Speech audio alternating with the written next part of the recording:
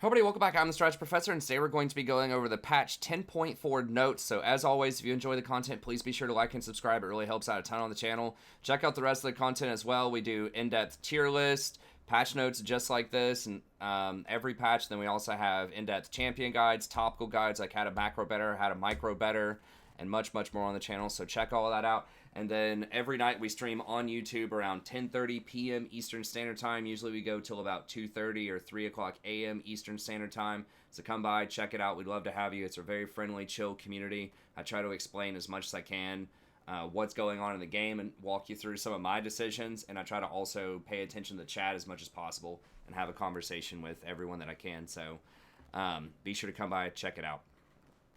Okay, let's go ahead and get in here. Now, this is a pretty big patch. There are a lot of changes in here, so I'm going to try to walk you through not just what the changes are, but how much I think they'll impact the meta and impact the champion as well. So let's go ahead and get to it.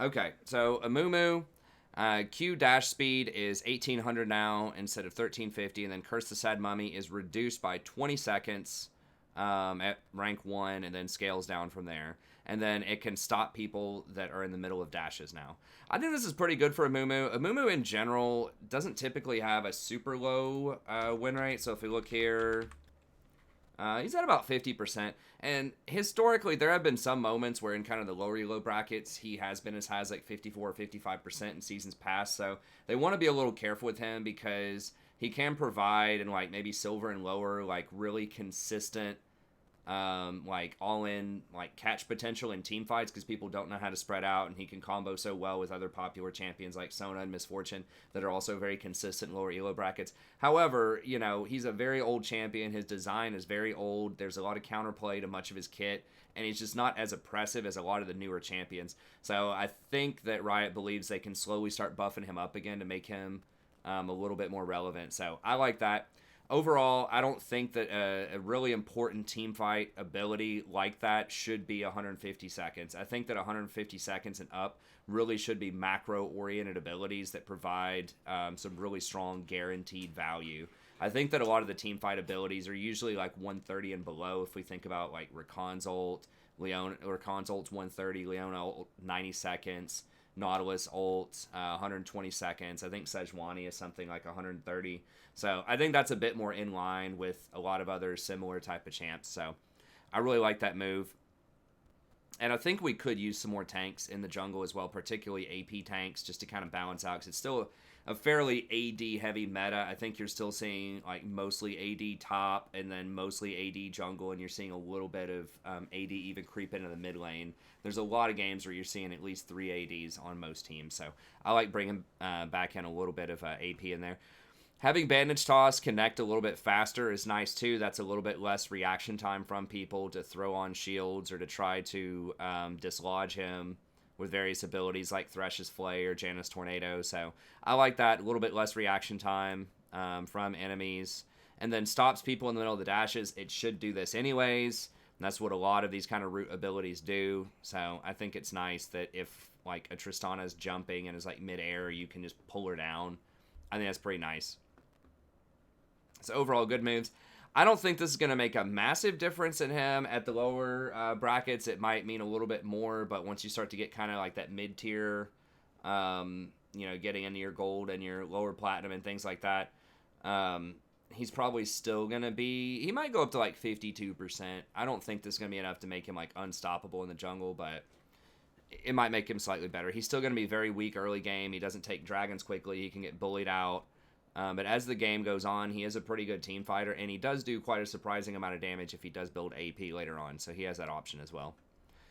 Okay, Aphelios. This champion's just way too dominant. I mean, pretty much everybody knows that. He's got a 54% win rate and the highest presence in Pro right now, 96% presence. So that's pretty ridiculous. If you look at most of the other high presence champions, a lot of them do not have a positive win rate. Like Akali has been picked 6 times. I don't know if this has changed in the last 24 hours since I had this tab up. Probably not that much. No. So that's a very low sample size of picks as far as like 6 goes. But if you look at Rumble, it's 46. Elise is 46. LeBlanc's 47. 43 on Lucian. 46 on Jarvan. 45 on Set. So a lot of the most popular picks have losing records, which is kind of what you would expect a lot of the time because they're just going to be picked by winning teams and losing teams. So that's going to pull it closer to 50%. So to see something that's that popular, that's actually played that much 94 times, the only thing that's even close to that is Misfortune. As far as just like flat out picks, not picks and bans, and she's at a 42% win rate. So he's really far over the line. So now people can see both guns. I mean, this is going to help a little bit at pro play, kind of figure out what he's doing. But the problem is, like, it's still difficult to keep track of, especially if right before a fight start, he blows the last of one type of ammunition. So maybe he blows the last of his Calibrum and then opens up the Gravitum. And then he gets something like Gravitum plus his Flamethrower to be available at the same time. And that's the trickiest combination that I've seen, is getting, like, hitting a wave with your... with the Flamethrower and having it spit out the Gravitum orb so that you can get an orb on somebody from a really unexpected angle at an unexpected length, and then you get the root off of that, and then like the support will flash and engage on them. So there's just a lot of really sneaky stuff. I think honestly, like the offhand stuff should not be different guns. I know that's what like is part of what makes him fun, is combining all these different things, but I think it's just too many different options. He already has 5 guns. He doesn't need 25 different permutations between the guns for stuff that you could see. Like, that's just way too much for people to have to calculate and keep up with in team fights, especially at, like, not a pro level, right? Like, just a silver person playing Aphelios. Now, they're not going to use it as well either, but it's just really not clear what's going on most of the time in a lot of fights. Like, a lot of people barely understand, like, okay, this is a Flamethrower, right? They don't need to understand, like, okay, this is a Flamethrower that could potentially also be a Gravitum, which could potentially lead to a root and me dying. So there's just a lot of really goofy interactions. Or you'll see, like, he'll throw the turret down that'll be shooting Flamethrower ammo and just, like, obliterate people in, like, team fights. There's just a lot of really wacky things, and I don't even know probably most of what goes on with him. So I think he's just really over the top in general. But they'll probably just keep nerfing his numbers down until he's okay. They really, like I said, they should nerf, like, the offhand ammo that accompanies most of his abilities. It should do the same type of ammo, I think. I don't know. I mean, I know that's part of what makes him fun, but it's just, it's so difficult to balance around that. Okay, so they can see the guns. That'll help a little bit, but not as much as people might think, I don't believe. No longer resets his auto attack timer right after using those mark. Good. Why does that happen in the first place? I don't know. So he got 2 auto attack resets. Like, he could auto attack, hit with a Q, which would reset the auto again. So he just had too many auto resets. So now he just has 1. When he hits somebody with the mark, he gets a reset. So he can attack Q and then attack immediately again if he hits with the Q. Okay, so the sentries are a little bit easier to kill, so now it's 2. The sentries only get 3 attacks instead of 4. It still scales with attack speed. Why does it scale with attack speed? Who knows? But it does. Ranged attacks deal... or you deal 3 damage per ranged attack, so now it takes 2 ranged attacks instead of 3 to kill it. That's good. Like, that's a little bit more in line with, like, Zyra's plants. So that's going to be nice. And then AoE does 4 damage, which is kind of a weird number, but so it might be able to get killed by AoE a little bit more. Now you can ranged attack and hit AoE and get rid of it. And then the Moonlight Vigil is 1300 instead of 1600 range. That's going to matter, but it's still a really long engage range at 1300. So he could, like, throw his Graviton Ball, which is really popular as well, and just root the whole team. Or if you already have an engage on your team, you can still do the Infernum and just delete everybody. So he's still going to be really strong. I mean, he might drop a little bit off of this. Like, I don't think this is really going to matter at all. This is barely going to matter. Maybe a little bit in the landing phase. This stuff is, like, might matter some. But he's still going to be 50+% in pick, ban, and pro. In solo queue, I don't think his win rate is as high. No, he's just going to be one of those victims of solo queue, like a lot of the other top-end champions that'll probably bottom out somewhere around 46% win rate. And then he'll be, like, balanced in pro eventually. But it's probably going to be another, like, 3 or 4 consecutive nerfs. I think he's literally been nerfed every single patch since he's come out. He's probably had 20 nerfs. And he's still really over the top. Okay, Aurelion Sol. So they're nerfing this champion. I mean, he does have a high win rate, but he's so rare. You almost never see this champion. So it's just really weird to try to balance a champion that, like, less than 1% of the population plays. So they're lowering his damage by quite a bit, the scaling from 50% to 40%. It's not going to matter for most people. I don't really think it was called for. I see like one Aurelion Sol every like 100 games or something. So whatever. It's not going to make a huge difference as far as like the greater population, but it might bring his percentage down a couple of percent. Caitlyn, attack speed, she gets an extra 10% at level 1. It's not going to matter. This doesn't fix what's wrong with Caitlyn. I mean, the big thing about Caitlyn is she's just too hard for most people to play that are under Diamond, honestly, because it's all about combos. She sucks if you just sit there and auto attack with her. Like, yes, she does have long range, but another thing is that Senna is so popular right now, and Senna is just a much better version, a much easier version of Caitlyn to play.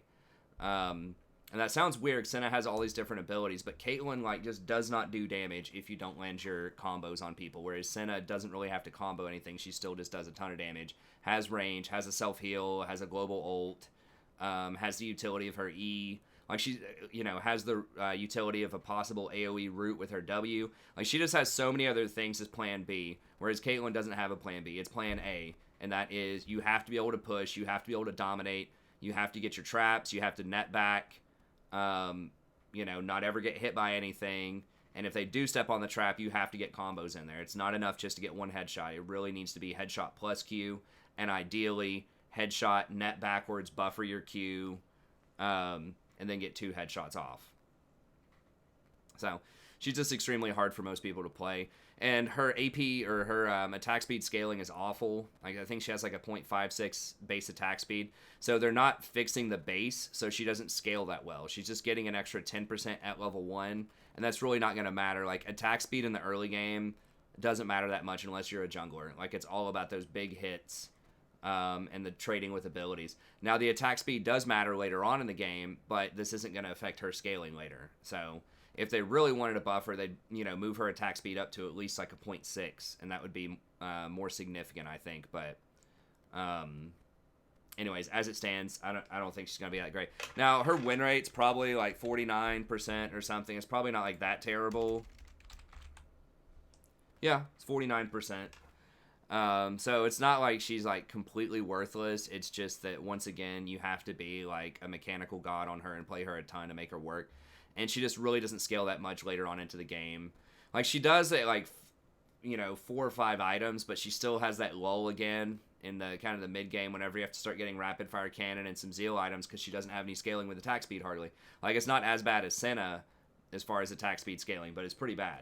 So, the nerf to Stormrazor hurt her really badly. She really relied on that to be a potential top pick during the preseason.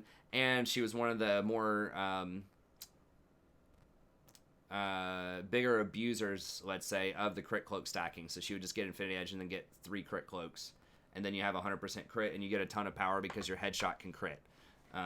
So you could just about one-shot people once you got that. So they took away a couple of her best builds, and she just gets outshined by Senna. So I don't think this is going to be a huge difference. She might go up 0.5%, but I would still stay away from her unless you are a pro. I had people ask me in the comments, like, of my AD carry video, why I didn't have her higher.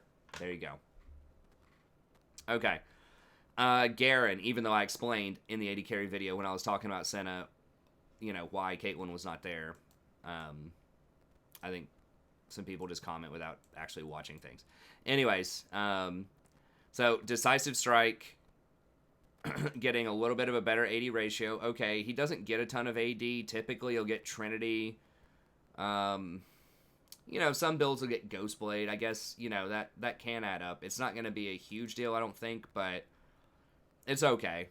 And then Courage. Now, this is a little bit of a bigger deal. At max resistances, then you gain plus 10% of your total bonus armor magic resist. That's actually a pretty big deal.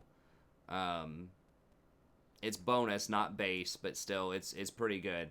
And then I don't know the exact math on this. It's 0.1 of your maximum health versus... So if you have, like... 2,000 health, say 1,000 bonus health and 2,000 max, just for round numbers, this would have given you a 200 shield, and now it's going to give you a 90 shield. I think this is what you max last. Okay, so if you max this first, though, this would give you a 190 shield in that scenario. So I think if you put a lot of points into this, this might be a bigger shield, But the thing is, you're not going to put a lot of points into it probably. You probably max E and then Q. So that's going to be a nerf to single point. So it's quite a lower shield. But are these resistances worth it? I don't know the exact breakpoints on that. Freak will probably have that in his videos, but I think by and large this is either neutral or potentially a nerf with a lot of the pop if you go for a damage build. Now if you go for a tankier build with a lot of health,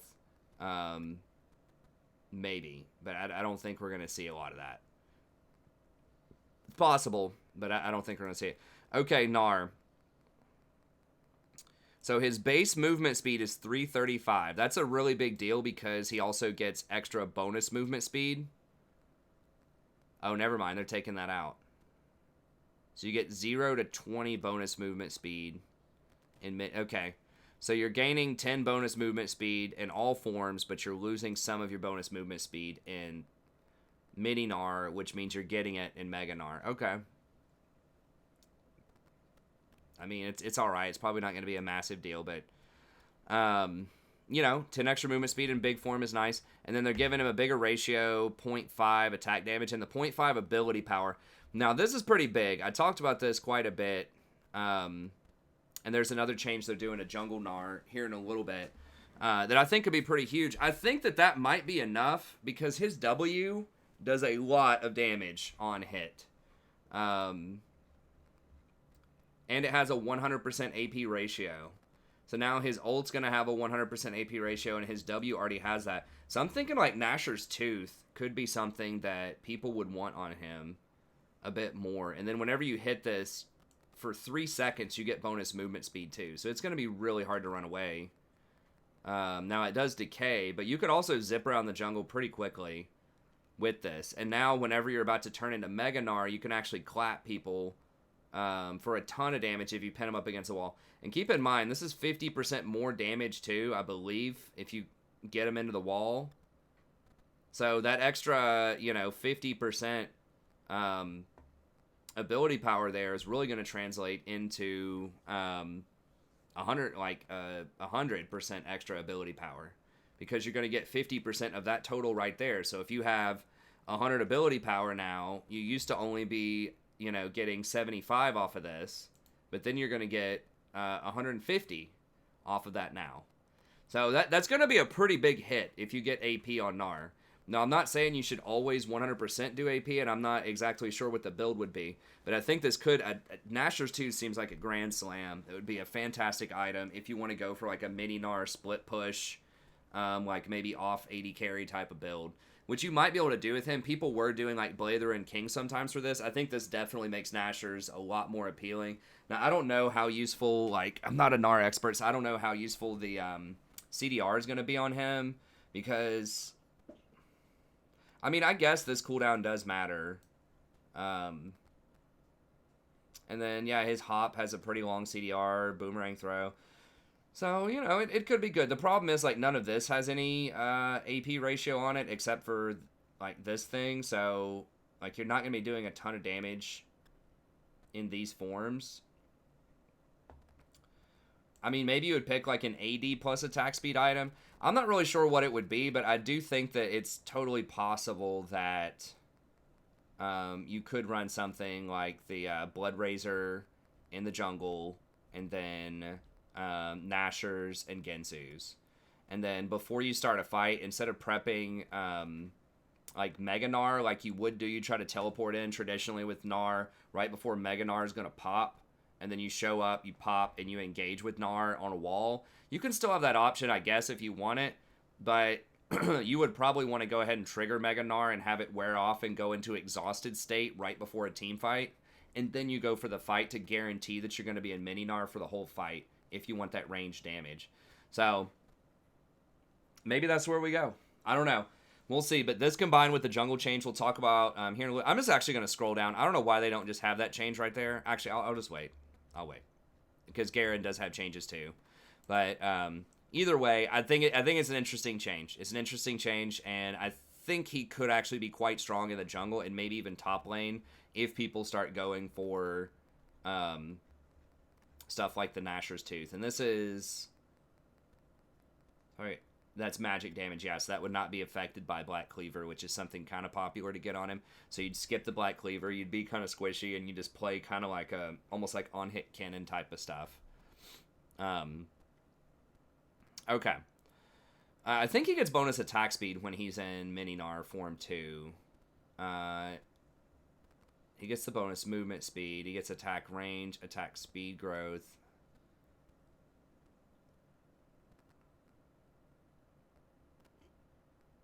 I'm not sure, but I think that could be useful. Okay, Jayce. They're buffing up his early game. Jayce is kind of he's terrible in solo queue, but unless you're just like an absolute beast on him, like you're a challenger player playing Jayce, maybe. Even in pro, he's questionable, but if it's someone that you're looking for lane dominance, I mean, getting an extra 35 damage on his Q to the skies. Now, I think that's only... Is that only his hammer? If it's just the hammer, that's kind of bad.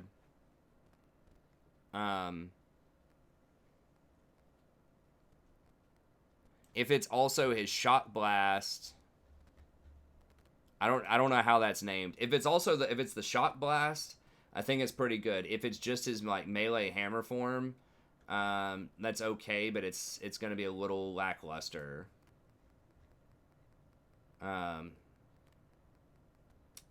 What's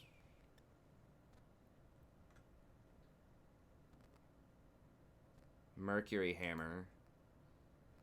Okay, yeah, that's just his melee to the skies. I don't think that's enough. I think really his shock blast is where a lot of his power is, especially like Jayce's problem is that he's a good lane bully. He has lots of tools, but late game he has very, very limited CC. He just has like the one kind of knockaway move. He's really close combat most of the time, limited CC, and he's not very tanky and has no defensive steroids. And that's usually just a recipe for disaster. You kind of have to either have CC or have tankiness or both.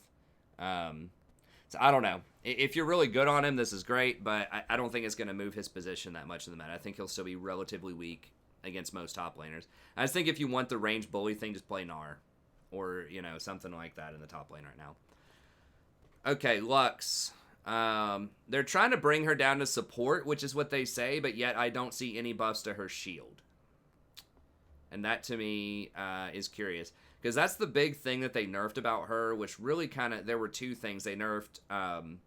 they eventually nerfed Aftershock so that ranged champions didn't get as much out of that. It wasn't... like, you had to have more scaling. Or I guess it wasn't just ranged champions, but... your baseline armor and magic resist was reduced dramatically, and it had better scaling for late game. But the other big thing is this prismatic barrier. This shield was so much more than it appears. Because it used to give you double shield on the way back. So like how it would work with Lux is if someone... She was a ranged harassed champion that had catch that was also extremely difficult to burst out. Because she would get the Aftershock shield if she hit someone with a Q that was diving her. And she could throw her shield, her E... or her W rather, and it would shield herself immediately, and then that would buy you enough time to start running away, and then you would get that other shield on the way back. So you would get double the shield. And you could also double the shield on other people. So you would get like these insane like 700 shields off of her. And I played a lot of Lux to get to Diamond back last May. So I was pretty familiar with how huge these shields were. So they increased the strength here on 916, but that was after her heyday. It was really around like the middle of the season. Here we go. Shield duration reduced. No longer gain double strength on return. This is a huge thing. And then they increased the cooldown. Now, usually you only put 1 point in Q because it's a 2-second bind at all ranks. So it went from 10 seconds to 13 seconds, and the mana cost basically costs 10 more every time you cast it. So that was the big deal.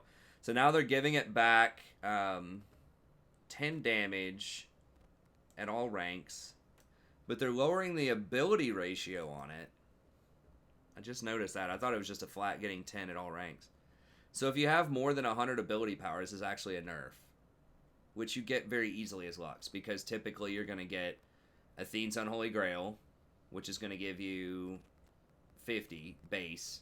And if you have Frostfang's going to give you, I believe, 20, which is 70. Then the 50% regen is going to give you another 10, which is 80. And then you're going to have, 18 off of your runes. That right there is going to be at 98, almost 100. So basically, Frostfang plus Athene's Unholy Grail plus buy a Fairy Charm, and it's going to give you more AD off of Athene's Unholy Grail. It's going to give you 5 more AD, and then boom, there you go. Like, you're over. So it's like, this is a buff for the first 10 minutes of the game, maybe. And then after that, it's a nerf. Now, you are getting 2 seconds off, so it is taking it down to 11 seconds from 13, so that's nice. Final start, you can flash while you're channeling this. That's actually pretty big, especially at kind of higher elo brackets, because you can start throwing this in one direction and people think they're safe, and then you can flash and hit them with it. So that's kind of a cool little follow-up, nice little quality of life, but I don't think it's going to be enough to bring her back. I mean, it's possible. They nerfed her so many times. They got rid of the CDR refund on it. They got rid of the double shield, was massive, that I mentioned before. And then they had these 2 different nerfs to Light's Binding. Aftershock got nerfed. So, I mean, you can still play her, I guess, if you want to, but a lot of what made her unique and that she was a range champ with Engage and Poke, who was difficult to blow up, has definitely changed. So, I think, I'm not saying they need to go back to double shield, but I'm saying that they should have increased the shield or the AP ratio on the shield or something about the shield if they want the support Lux to come back, not this little, like, nerf buff here. Okay, Ramus doesn't matter. Gets a little extra attack speed in the jungle. I mean, that'll help him a little bit with his clear. Ramus's problem is he's just really outdated. Back in the day, he used to be a terror. He actually used to be banned almost all the time at Gold and lower because his ganks were so ruthless, because he was one of the only champions who could get around the wards because he'd come in so fast you wouldn't have time to react. There just wasn't enough mobility in the game. Champions couldn't get away from stuff. There were not enough blast cones. There was way more vision in the game. So it was a special time and a special place in the early first few seasons where he was really spooky, and now he's just not anymore. They've also they nerfed him a few different times in some different ways. So I just think he's pretty terrible in a meta that's really dominated by, fast clearing, dragons, dueling, and things like that. He's just not as strong as some of the other options out there. Okay, they're nerfing Singed, 30 base health. That's pretty big, although 610 starting base health was kind of high to begin with, and then 3 armor. Singed does have a pretty high win rate, so I guess that's okay. I really don't see Singed like really going off in a lot of my games. He does have the second highest win rate in the game, though. So that is worth considering, but I don't know. Okay, sure. That'll make him a little bit weaker in the early game.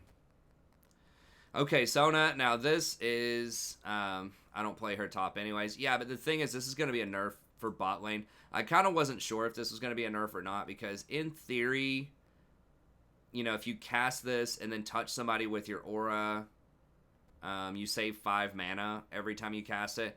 But the problem is, when you're starting to run low on mana, like, you just may not be able to cast it to begin with, right? If it's like going to an all-in fight at level 3... and you have 70 mana or even just like 60 mana, and you just need that one more Q to be able to finish them off. Well, now you can't cast it because your Q's 75 mana, right? So it's like, yes, you would get the refund, but you can't cast it in the first place in like an all-in fight to the death where you're using all of your mana, which happens in the early game a lot. So that's kind of rough. So if you're just like sustained, like able to just do some light pokes and touch people with your auras, you do save a little bit of mana over time, but I don't think it's worth the cost of just not having enough to get that clutch heal with your, your last little bit of mana, or get that clutch Q in. Also, when you're rotating around the map, you're not going to be touching somebody with this aura immediately, right? I mean, if you're rotating with somebody, maybe, But if you're just like, oh crap, there's a fight breaking out around Scuttle, I need to get there, you press your E, Song of Celerity, and you rotate up there, 80 carry doesn't follow you, you know, you just lost an extra 25 mana, which is a big deal in the early game. Or you're just trying to get back to lane or trying to rotate around the map. Now it's going to cost you even more mana whenever you do that. So this is definitely a huge nerf to top Sona. I don't think it was that good to begin with most of the time. I don't even know if pros were playing it, but some people in solo queue like it has 0% win rate, 0-2 in pro. But people were just flipping out about this, you know, on all the all caps videos. So they changed it. But anyways, so it's probably a nerf, maybe neutral for bot lane, and definitely a huge, huge nerf for top. Okay, Soraka. So this is a gut job. Chipping away at Soraka's top lane potency.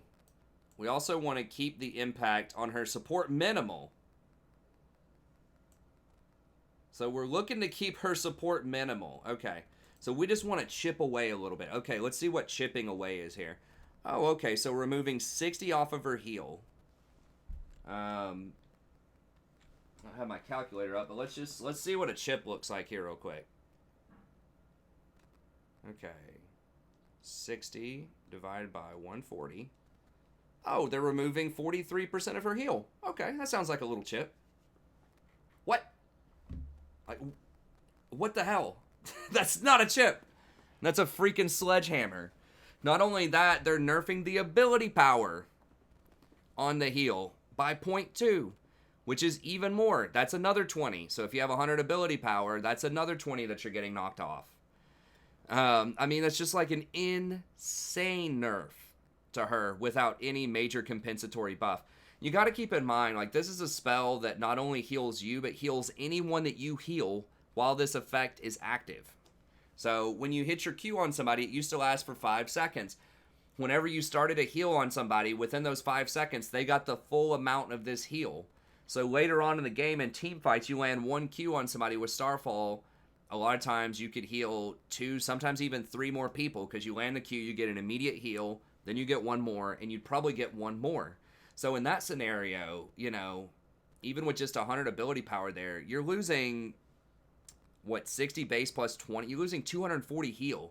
When you start compounding that with the plus healing and shielding, with rejuvenation, the rune that you can get, if they have something like a spirit visage, or overheal, or any number of other things that interact with healing, there's a lot of stuff that interacts with healing. And that's the thing, too, is there's already, like, Executioner's Calling is already extremely difficult for Soraka to get around if people use it correctly. Emerellonomicon, which is very popular. There are hard nerf items to Soraka. She's a very, I want to say, like, bipolar champion. Bifurcated champion, maybe. It's not even the word.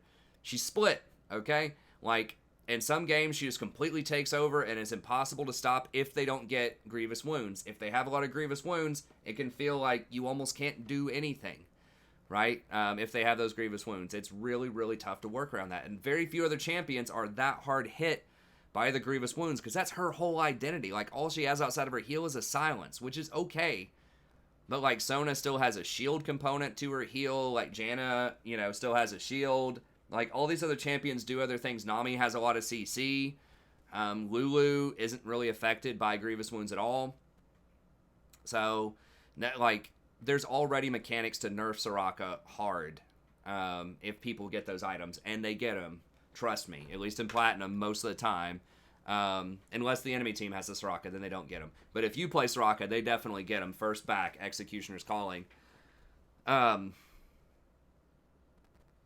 So, yeah, this is really bad. And this nerf here to the rejuvenation is also pretty huge, because that means you have to hit more Qs, and your Q, you know, has a cooldown on it. It gets to be a pretty low cooldown. I think it gets down to like 5 seconds or something, but it still has a cooldown on it. And if you miss one of these Qs, that's going to cut your healing by a ton also. And that's something a lot of people aren't going to talk about unless you played a lot of Soraka.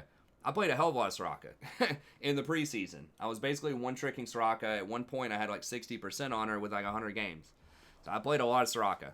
And, yeah, that's a massive, massive nerf. And they're increasing the cost by 50% early on. Now, it was really undercosted, but you got to keep in mind, this is not guaranteed to hit. A lot of these star calls are going to miss, right? Like, good players are going to dodge the star call. It has a really long animation. It's pretty predictable when you're going to cast it. Like, it's pretty easy to dodge, let's be honest. Like, so you're going to hit some of these, but even, like, high-level players are going to miss quite a few of these star calls. So that's why it's so cheap. It's not like a Sona Q, which just automatically hits. You can't miss with it. Or a Nami Wave automatically hits. Janna W automatically hits. Lulu Pix, just point click E, automatically hits. See a theme? Soraka, they can dodge it. There's counterplay to it. Okay, so that's why it was so cheap, and that's why the payoff partially was so high, because they nerfed her silence so much. They basically said you don't do damage anymore, because her silence used to do way more damage, and people would max E first. And they nerfed the damage on this Q by a ton. The Q actually used to do quite a bit of damage. I mean, if we look at Soraka here, like, they pretty much doubled down on her healing and said, you are a heal bot, you don't do damage. You can't fight in the landing phase anymore. So if you look here at these past patch notes for Soraka, when they changed her, they did increase the damage a little bit back on 9:15. But if we look at some of these huge nerfs, right, like the novels of nerfs that they did to her back on 9:9, right? It used to be 5 seconds at all ranks on her Q. Increase it to 8 seconds. Base healing went to 140 from 88. They're bringing it back down to about 88. Okay. Base healing on allies, blah, blah, blah. Base damage reduced from 230 to 200. But now it gives you bonus movement speed and does some other stuff, right? And then here, base damage lowered by 60 on her Equinox. Base cooldown decreased to 20. The mana cost increased a lot at later levels. So, I mean, that was a huge thing here, right? Like, they nerfed 60 off of her E, and whatever I just said, 30 off of her Q. And in exchange, she's supposed to get more healing. Now, it's like it never even happened, right? Like, they brought her back down to 80. That's even lower than where it was before. It used to be 88. Before, like, when she did a lot of damage with it. So now it's just terrible. It's a gutting. Like, this is really, really bad for Soraka.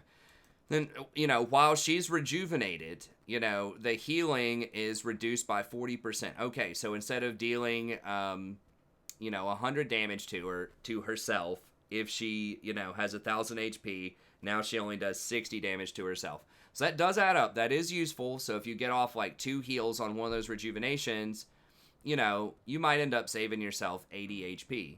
Which, on a personal level, does... appear as though it might make up for the fact that you're losing, the 60 heal here. It's like, well, I'm gaining 80. Remember, you're really losing about 80 when you have 100 AP because they hit this ratio too. But the thing is, this healing was affected by plus healing and shielding, rejuvenate, all that stuff. It was also affected by grievous wounds. But you're really not gaining that much off of this. And the thing is, this doesn't affect how much you heal allies, right? So this is still like reducing the healing on allies by a massive amount, even though you personally are breaking about even on it. You might even end up a little bit better. Now here they are saying, okay, you're getting 20 extra heal per use of your W. It's like, okay, you're getting 20 extra, but you're losing 60 off of your star call. You're losing, this movement speed is actually really relevant too. Dropping that movement speed by 15% at max rank is actually very, very relevant because you hand that out to allies as well. It gives them like a very noticeable boost in speed whenever you hit them with an empowered Q. And you can, once again, pass this out to multiple allies. So all of this starts stacking multiplicatively.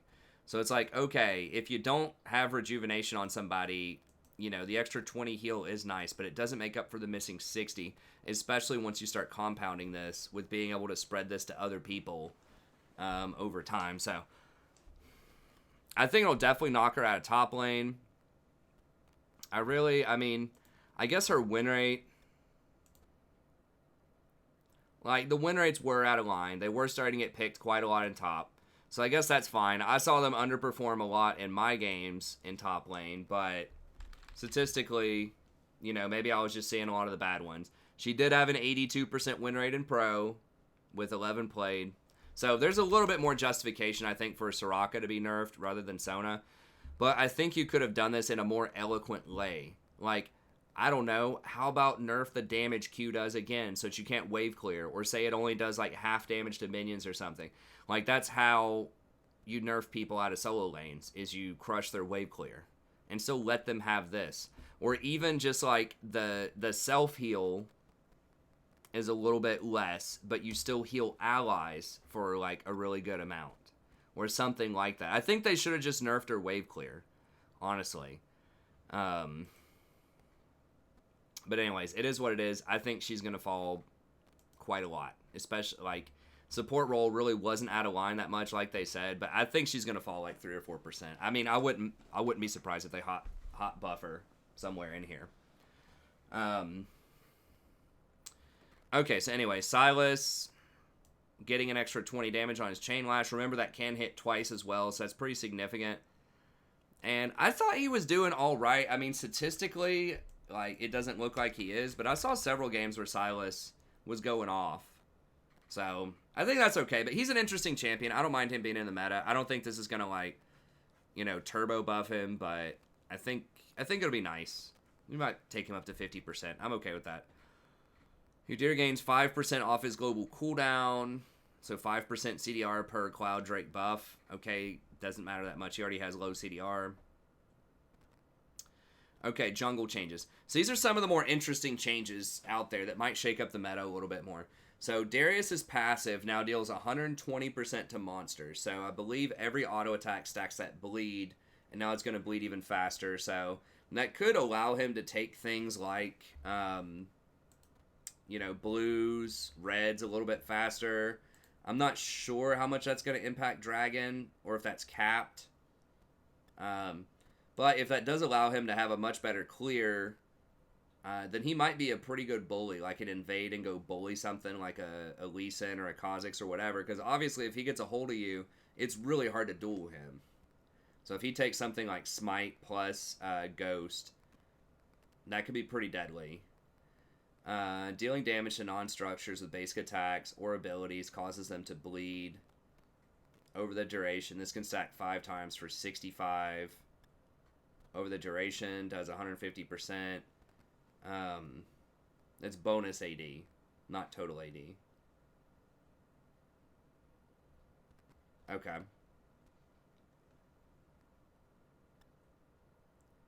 Heals for 15 to 45. Based on enemy champion's hit of your missing health. Okay. So you can heal off of this. So this would give you a pretty big heal on things like Raptors, probably.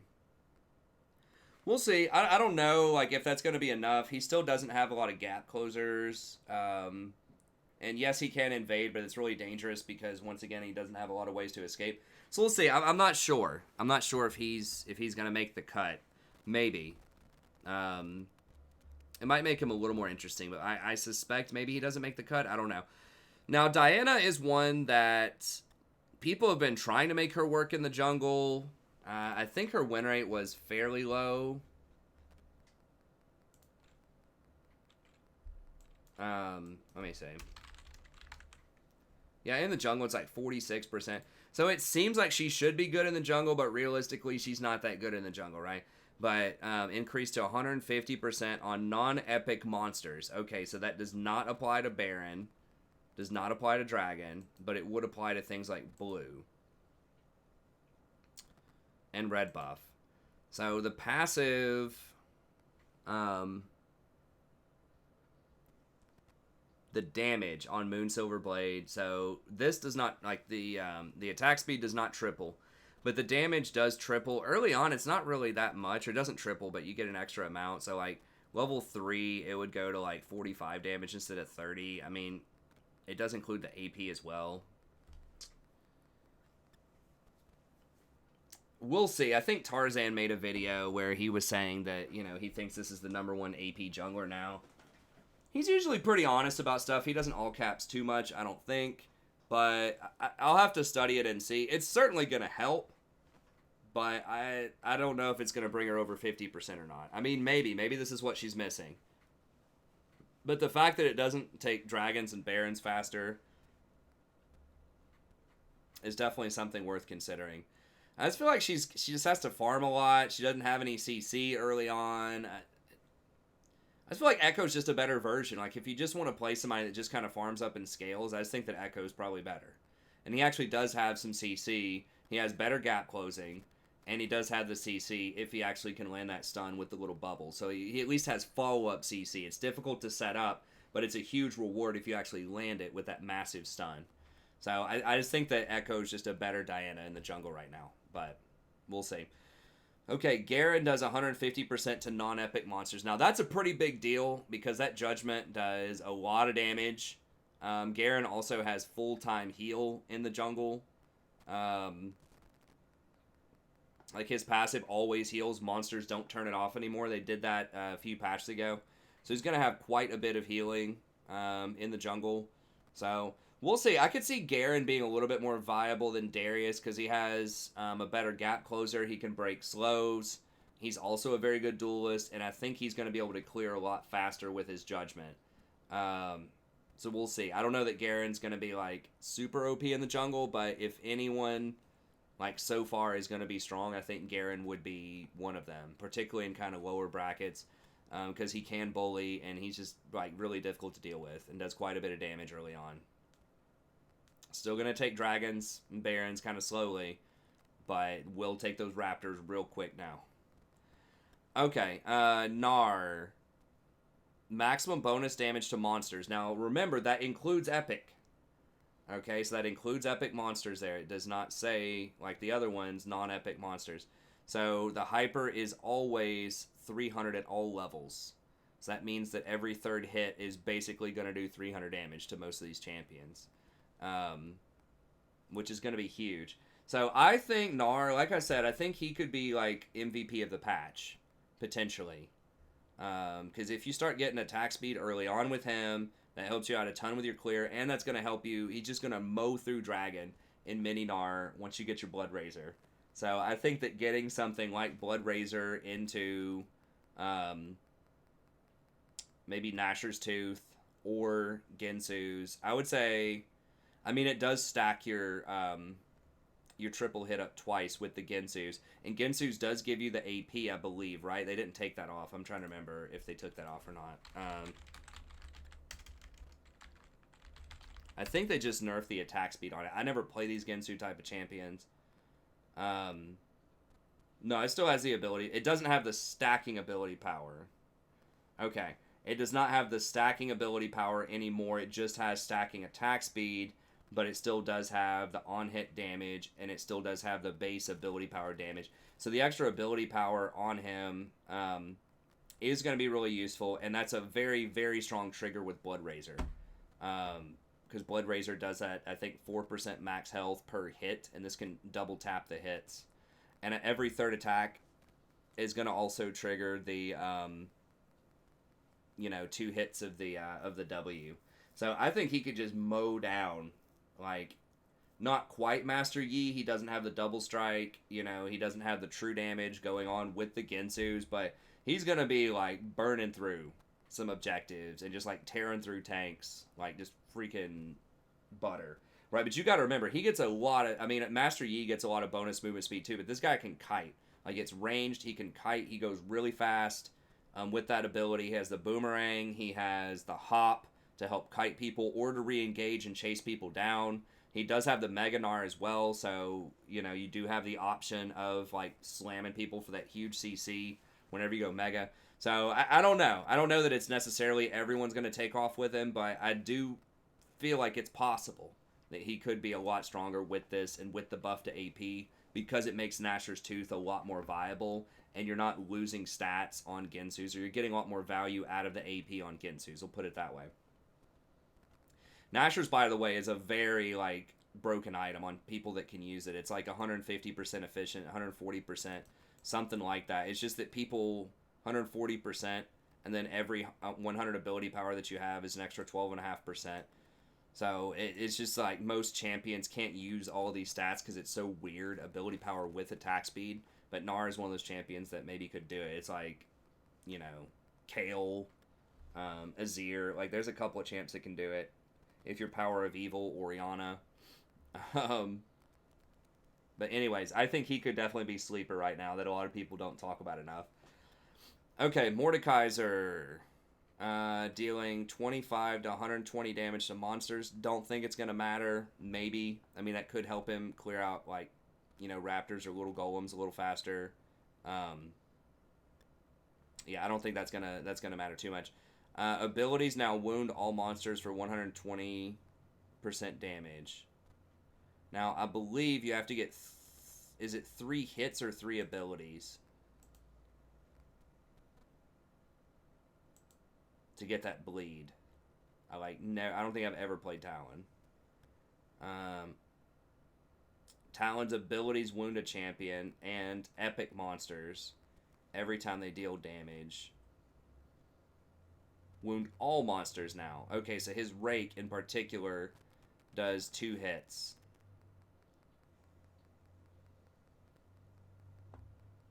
But I don't think he has any other AoE other than his ult. So it's like you can Rake, and you can Noxious Diplomacy 1 target, I believe.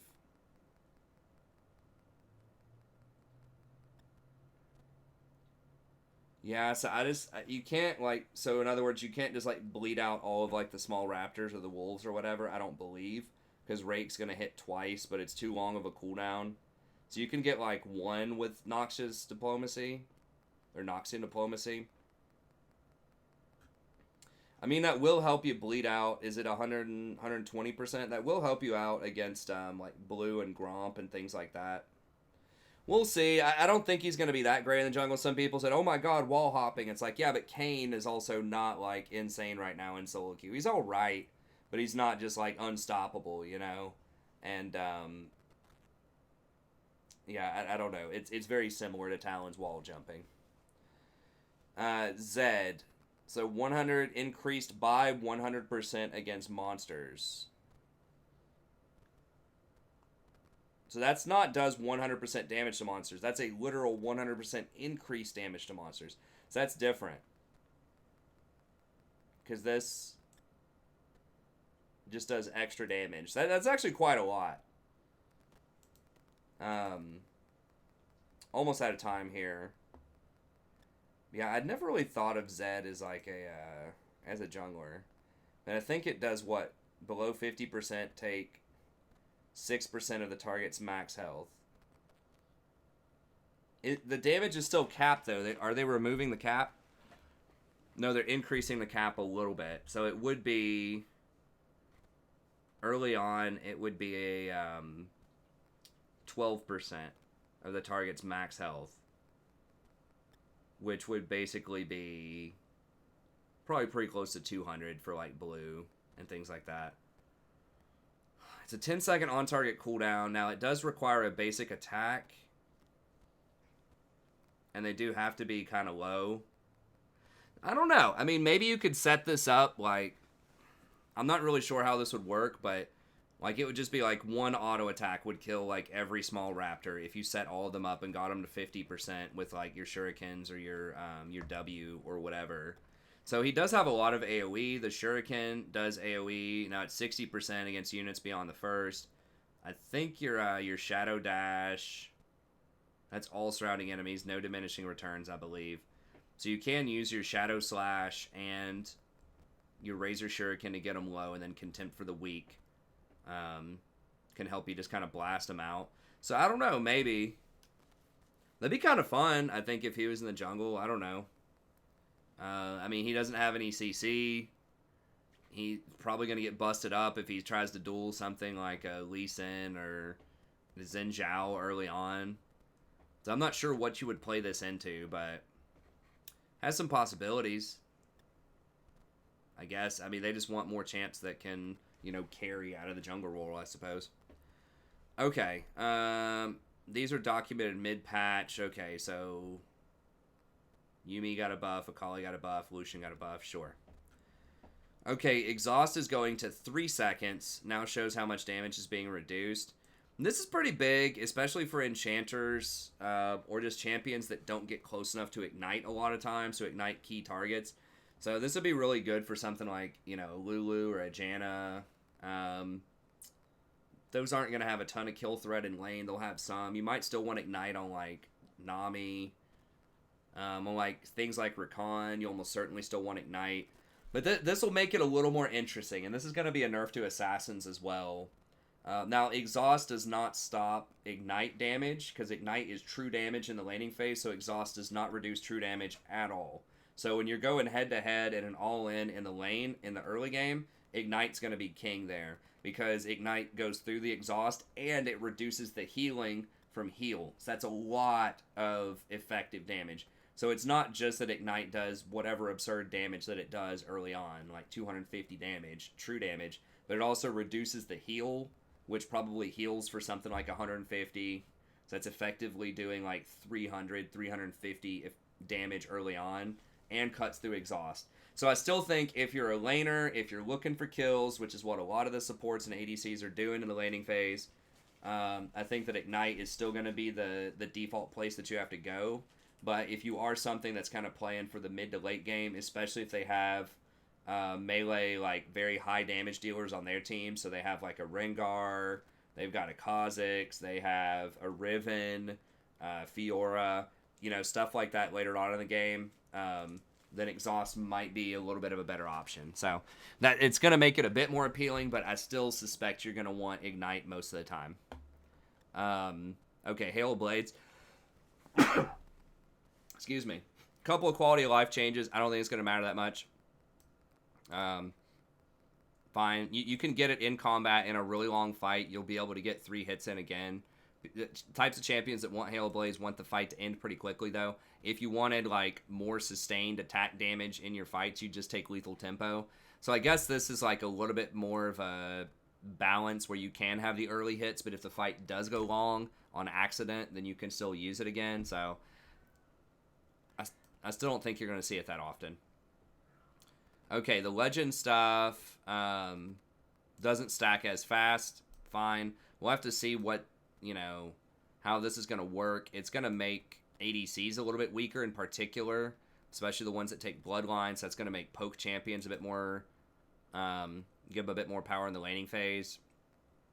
But yeah, I'm glad we're nerfing the ADCs, man, because I just, they just got way too much power. I just feel like, ADCs are just determining games left and right. It just, mid lane doesn't matter, jungle doesn't matter. Just really all about those ADCs hitting that 30-minute power spike. Just, oof, God, better nerf that. Sarcasm, if y'all can't tell. I think ADC is one of the weakest roles right now, honestly. Like, in pro play and really high-level play in longer games where there's like a handshake farm-off bot lane, they obviously are going to get a bit stronger. But I still think that it's mid and jungler running the show most of the time in solo queue. But especially in like Clown Fiesta, Platinum, Low Diamond, and anything lower than that. But anyways, okay. So mostly 80 carries get nerfed by that. Maybe a little tap for some supports that run like Presence of Mind, Tenacity. Like some people do that on Rakan. There's a couple other champions where you might see that. Cassiopeia typically will run that. Because she'll go like Conquer into Presence of Mind, the Tenacity one, and Coup de Grace. So it's not going to matter on kills. It's just going to matter on minion hits, but whatever, that's fine. Okay, stopwatch. So this is pretty important. This item is just so toxic in general, I think. I just really have never liked this item. I mean, it can lead to some fun and interesting outplays. Maybe I just don't play champions that utilize this enough, like those kind of dive champions, assassin type of champions.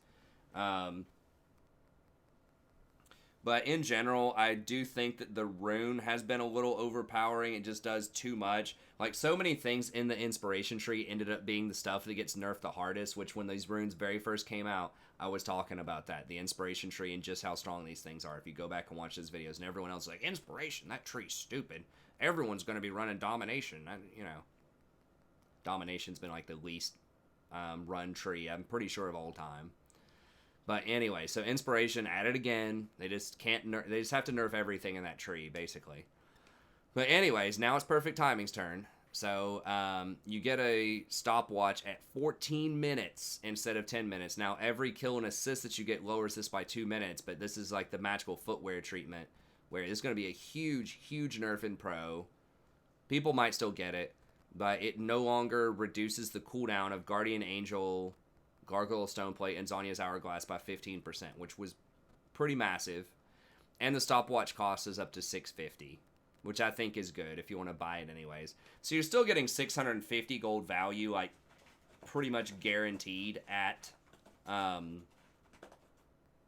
And you still get a discount, too. Like, that's the thing, is you can use the stopwatch and then, like, apply the broken stopwatch for an extra, like, 150 or 200 gold or whatever it is, I think, to build into Hourglass. It may not be that much. It might be, like, 100 gold. But you get even more gold value out of it. So it's, like, a secondary rune that ends up giving you, you know, like, 700 gold value. And, you know, even stuff like Conditioning at 10 minutes... typically doesn't give you that much value on the tank side, right? It's going to give you like maybe 500 or 600 gold value for a lot of champions. And if you think about like magical footwear, it gives you about 350 gold value. A lot of runes, especially those secondary runes, when you add them up, and I've done this in videos in the past, a lot of them, you know, like good runes are like 300 or 400 gold value that you're getting out of them. But these, you know, this rune in particular that's giving you like over 700 as a baseline rune is just too much. So it's going to take a lot longer to come online, and it's not going to be as good. A lot of the supports, like your Nautilus, your Leona, your Tom Kenches, they have been running Stoneplate with this. That's going to make that build a little bit worse. But overall, people are still going to get it. You know, they're still going to take it. They're still going to be buying their Hourglasses. Obviously, champions that use this and really rely on that effect and try to get that Hourglass stasis effect are going to be a little bit hurt by this, right? So champions like Echo, champions like Fizz, champions like Fiddlesticks. I mean, anyone that really wants to get an early game Hourglass, Akali, you know, they're going to be nerfed by this. But overall, I think it's probably pretty healthy for the game to nerf that out a little bit. It's just, it's a pretty toxic item, I think, in general. Okay. Phase Rush. Like, the thing that's most toxic, too, and they need to change this, is where you can have 2 of these in pro play, where you can have a Zonya's Hourglass, but you never busted your Perfect Timing, and so you have Perfect Timing, too, and then you can stasis for, like, 5 seconds, which is really obnoxious. Anyways, Phase Rush. Maximum time between attacks, up to 4 seconds. You get a little bit more movement speed. Basically nothing for range, but maybe some more for melee. This item in general, or this rune, is just pretty trash. I've tried this on like Cassiopeia. I just hate it. I think that Conquer is just way better. Tried it on Vlad. I mean, it can be all right on Vlad, but honestly, I'd rather just have like Electrocute or just something else. I don't know. Like, the movement speed is pretty good, depending on the champion, but, you know, very few champions are going to run this. Like, I think maybe Ryze can run it. Does Ryze even run it, or is he still doing Conquer?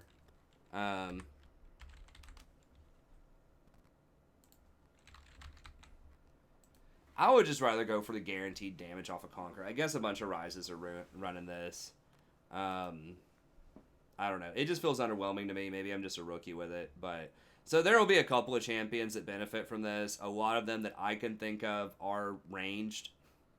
I can't really think of melee. Does Zen run this? Would he really run this over Conquer? I feel like almost every melee that would run this is going to either run Conquer or Halo Blades, you know, or something like that. Darius doesn't run it. Darius is going to run, like, Conquer, right? Yeah. I don't know who they have in mind that might end up running this, but I don't think it's going to make a big impact on the meta. Okay, Prototype Omni Stone. Okay, still trash rune. Unflinching, grants 10% slow resistance. Okay, cool, fixed a bug on it. The Balmy Cinder stuff, I don't think this is going to matter that much. I mean, maybe.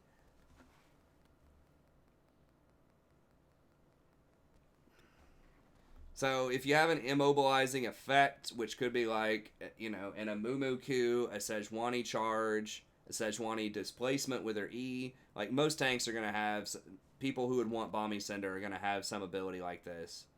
Um, it deals an extra, now, 0.02 of your bonus health. So if you have 1,000 bonus health, you get 20 extra damage. It's like you get 26 AoE damage. I mean,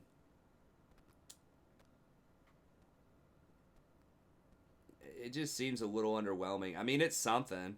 I don't think these items are necessarily bad. I think Cinderhulk's like okay on certain champions, but I guess. I mean, I don't think it's going to be a huge deal. Maybe it does help you clear up like raptors.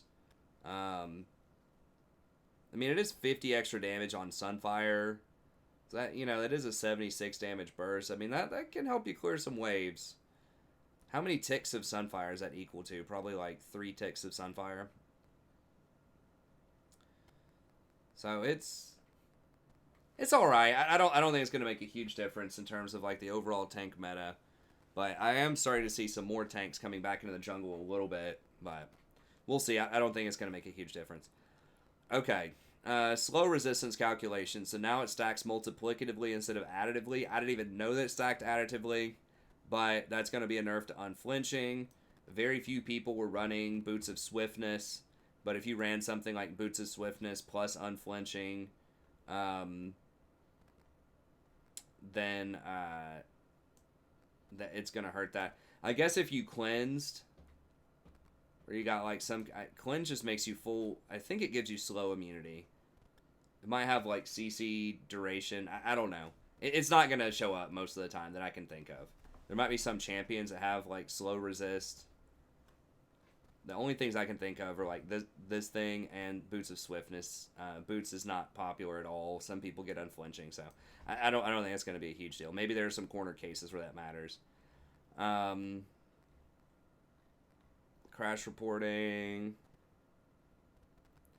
Now this says abilities that cannot target allies will not proc guardians. I don't know if that's going to fix the recon bug going on right now because it can target allies, just not from like a really far distance. This would affect, like, for some reason, Soraka's Q can trigger Guardian. If you Q and, like, an ally's in that radius, it triggers it. So there's a couple of weird things that trigger it that probably shouldn't. So it'll fix those, but I don't know if it's going to fix the cross-map shield off of Recon. Anyways, okay. That's going to be it. Thank you very much. So tons of changes. How is it going to impact the overall meta? The stuff that I'm most interested in that I mentioned before is Gnar. I think either top lane Gnar or jungle Gnar. I think will be interesting. Amumu at lower brackets could potentially become a more interesting tank, especially because he has such... I think he has fairly high AP ratios. So he could do like a damage, tank sort of thing, maybe. I'm not really sure exactly what that would look like. Maybe like Runic into... I don't know. Something. But he does have a... It's 280 base on the bandage toss. I think they lowered the cooldown on that. Like, they've given him a few different buffs. God, it's such a low amount. I guess that's every half a second, though. So you'd get 1% per 1,000 HP. Like, that number's so low, though. I don't know. Tantrum, like, if they just reworked Tantrum into something that wasn't total garbage. His ult has a pretty good AP ratio, too. I don't know. We'll see. Probably not a huge deal. But Amumu's interesting. Aphelios, good move in the right direction. But, he's still going to be OP. Aurelion Sol for the 5 players that play him. That's a nerf. Caitlyn, not going to matter. People not good enough to play her. Garen could actually be really interesting in the jungle. So we'll wait and see about that. Gnar, I think, is going to be on the low MVP of this patch. Jayce, not going to matter if you're under Challenger. Lux, probably not going to matter that much. Ramus, definitely not going to matter. Singed for the 5 people that play him. That's going to be a nerf. Sona can't be in top lane anymore. And I think substantial nerf to bot lane. Should probably lose about a percentage. Soraka, gutting, 5% all around. Silas, pretty decent buff. Plus 1 or 2%. Udyr, not going to matter. Jungle, Darius, probably not so much. Diana, people will try it. We'll see. Maybe. Garen could potentially be pretty strong in the jungle. Gnar, high potential of being very strong in the jungle. Mordekaiser, hit or miss, probably mostly a miss. Talon, I don't think so. It's possible. Zed, difficult to calculate, but probably not. Okay. And that's going to be it for this video. Thank you very much. Hope you enjoyed this. Be sure to like and subscribe if you did, and we'll see you next time.